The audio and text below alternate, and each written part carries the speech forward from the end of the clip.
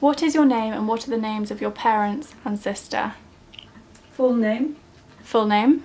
Diana Margaret Llewellyn Mukuma. And what's the name of your sister? Elizabeth Mary. When and where were you born?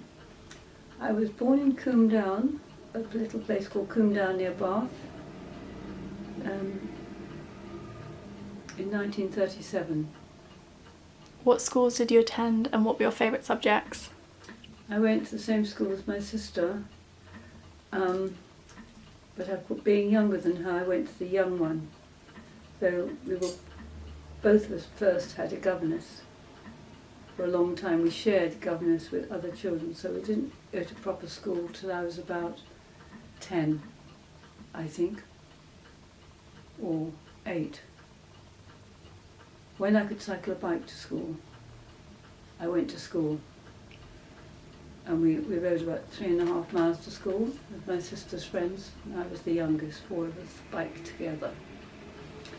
And did you have a favourite subject or a favourite teacher? School's a bit of a moot point. I did have a favourite teacher who I asked if she could be my second mother. I always remember that. And her name was Miss Glass. And, well, there were 2 of them actually, and Miss Hallett.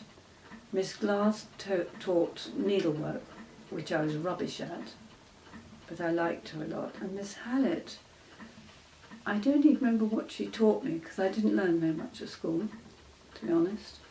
But I found her very loving. I liked her a lot. What's your first childhood memory or your favourite memory of being a child? You didn't ask me if I liked school. Did you like school? No. No. Just so that you know. Okay. Not really. My first memory, it's difficult with memories as to whether it's a real memory or a memory because you've seen a photograph of yourself, as a young child. I think I remember being in a punt on the river and my leg being stretched out along the side of it, aged about 3, I suppose, or 2. But that may not be a memory. The memory I definitely remember was we lived in a little cottage at the beginning of a big driveway. Well, it was a house actually, but it was called a cottage. And it had a wooden gate with rungs on it.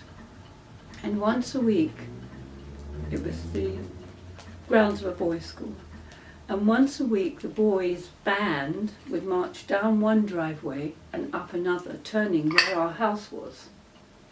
So I would climb up on the fence and always waited for the drummer at the back who had a skin garment on as he banged these big drums. I remember that very clearly, and that was before my father left for the war.